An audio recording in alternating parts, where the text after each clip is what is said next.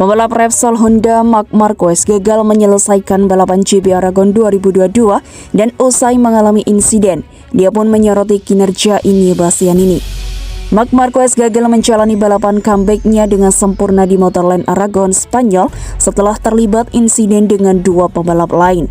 Pada insiden tersebut, Marc Marquez mengalami kontak pertama dengan pembalap Yamaha, Fabio Quartararo. Kontak tersebut membuat El Diablo keluar lintasan dan tak bisa melanjutkan balapan. Tak berselang lama, Marquez kembali mengalami kontak dengan Takaki Nakagami di trek lurus yang akhirnya membuatnya menjadi korban kedua. Pembalap berjuluk Baby Alien tersebut memutuskan tidak melanjutkan balapan, tak lama kemudian lantaran motornya mengalami gangguan teknis. Hasil ini tentunya jauh dari apa yang diharapkan oleh Marc Marquez sebelum balapan. Karena sejak awal Marquez sudah mengatakan tujuannya comeback pada MotoGP Aragon 2022 adalah menyelesaikan balapan. Tidak akan memaksa untuk meraih kemenangan meski catatan masa lalunya di sirkuit Aragon Spanyol sangat mengesankan. Tujuan akhir pekan ini bukan untuk pergi ke trek dan meraih kemenangan segera, ucap Marquez sebelum menjalani balapan. Tetapi untuk merancang sesuatu yang mendasar dan mempersiapkan diri dengan baik untuk masa depan. Ketika saya mengatakan mendesain sesuatu, yang saya maksud adalah diri saya sendiri, motor, dan segalanya. Tidak hanya itu, sebelum insiden kecelakaan tersebut terjadi, Marquez sangat optimis mampu menyelesaikan balapan dan menyentuh garis finish. Mentalitasnya sama seperti yang saya miliki sepanjang akhir pekan. Ini tentang balapan sejauh beberapa kilometer dan mencoba menyelesaikan balapan, ucap Marquez dikutip bolasport.com dari Speedweek.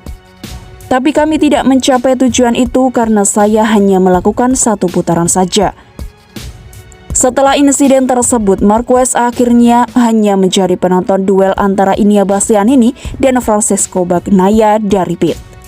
Padahal tahun lalu Marquez bertaruh sangat sengit dengan Bagnaia di lintasan yang sama untuk memperebutkan podium tertinggi. Menanggapi duel antara Bastianini dan Bagnaia yang musim depan akan menjadi rekan satu tim, Marquez menyebutkan bahwa Bastianini adalah pembalap yang hebat. Itu pertarungan yang hebat, ucap Marquez menguji duel Bastianini dan Bagnaia. Inie mengemudi dengan sangat baik dan saat ini dia adalah yang terkuat di lap terakhir, di mana dia juga sangat bagus, terutama dalam hal kecepatan.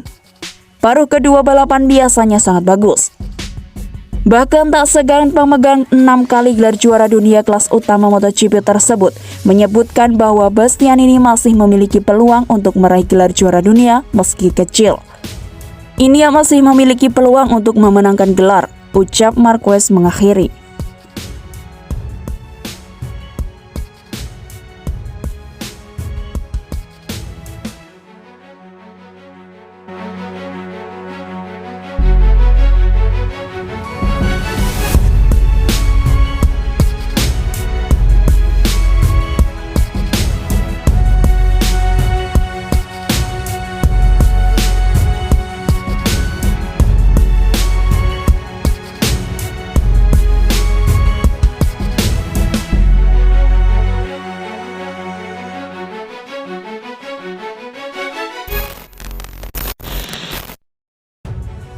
Pemimpin klasemen MotoGP Fabio Quartararo akan menghadapi GP Jepang dengan sederet keraguan setelah insiden lap pertama pada balapan di Motorland Aragon.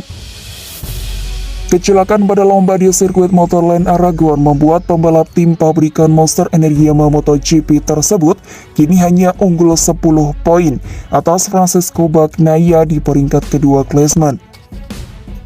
Bagnaia memang menggila pada sejak menjelang libur tengah musim. Dalam 5 balapan sejak menjelang jeda musim sampai awal paruh kedua dimulai, Bagnaia selalu naik podium. Itu termasuk 4 kemenangan beruntunnya di Belanda, Inggris, Austria, dan San Marino. Kemenangan beruntun Bagnaia baru terhenti oleh sesama penunggang Ducati Desmosed di GP, Inia Bastianini di GP Aragon, Spanyol.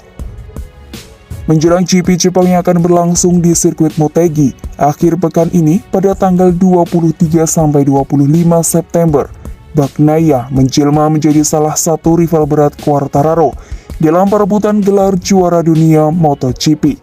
Namun, lawan bagi El Diablo tidak hanya itu. Bayang-bayang kegagalan finish di Motorland pada Minggu 18 September pekan lalu sedikit banyak akan memengaruhi konsentrasi dan psikologi pembalap asal Prancis tersebut. Ditambah tekanan untuk selalu finish minimal di podium dalam 5 balapan terakhir hanya dalam jangka waktu 7 pekan. Dalam persaingan di Motegi nanti, banyak faktor yang akan bisa menentukan torehan Quartararo. Bukan hanya Bagnaia yang hanya tertinggal 10 poin, tetapi juga Alex Espargaro yang cuma terpaut 17 poin dari Quartararo di posisi ketiga. Di tangan Espargaro, Aprilia RS GP menjadi salah satu motor kompetitif di MotoGP musim ini. Mampu menandingi kecepatan Ducati Desmosed di GP, serta sudah merebut 6 podium menjadi pelecut Espargaro untuk menambah kemenangan setelah sukses di Argentina. Secara teknis, Quartararo memang kalah dari para pembalap Ducati, tetapi El Diablo dan para pembalap pabrikan lain masih bisa memanfaatkan dari kebijakan Ducati yang tidak tegas soal kerja sama tim pemakai motor pabrikan asal Borgo Panigale, Bologna, Italia itu.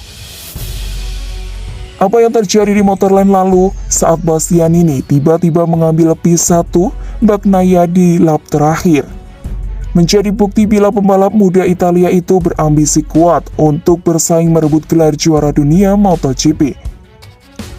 Secara matematis, dengan gap 48 poin dari Quartararo usai GP Aragon, Bastianini memang masih berpeluang mengangkat trofi MotoGP. Maklum, karena masih ada maksimal 125 poin yang bisa diperebutkan pada 5 balapan terakhir musim ini, termasuk Jepang. Pernyataan bos Gresini Nadia Podovani soal pembalapnya baru akan membantu Ducati bila sudah tidak memiliki peluang lagi. Juga menjadi sinyal bila tak semua tim pabrikan motor Ducati langsung menyanggupi permintaan dari pabrikan pemasok motor mereka. Marc Marquez diyakini tidak akan terlalu mengganggu Quartararo. Motegi memang kandang Honda, tetapi pemegang 6 gelar juara dunia MotoGP sudah menegaskan prioritasnya adalah melibas banyak kilometer dan nyaman di atas Honda RC213V. Tanpa meremehkan pembalap lain, rasanya sulit bagi mereka untuk menyanyi 4 besar, termasuk para pembalap Ducati lainnya. Jack Miller, Johan Zarco, Jorge Martin, serta Luca Marini, Marco Bezzecchi terlalu sering tidak konsisten. Mungkin yang patut diwaspadai Fabio Quartararo adalah pembalap tim pabrikan Red Bull KTM Factory Racing, Brad Binder. Di Aragon lalu, pembalap asal Afrika Selatan itu mampu bersaing di depan dan akhirnya finish P4 usai start dari grid ke-10.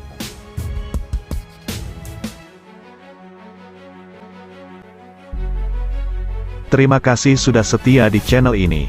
Nantikan ulasan-ulasan menarik lainnya dari channel FMGP. Jangan lupa tinggalkan subscribe-nya dan sampai jumpa.